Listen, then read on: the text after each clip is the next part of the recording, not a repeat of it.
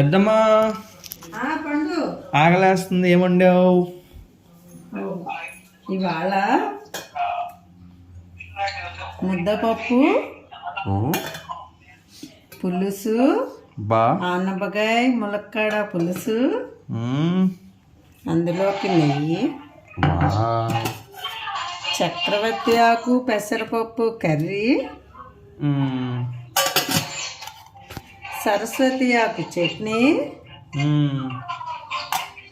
చట్నీలోకి ఉల్లిపాయలు,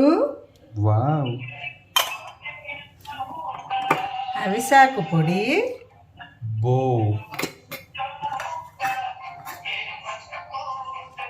పులిచింతపప్పు, వేడి వేడి అన్నం, చల్ల చల్లని పెరుగు.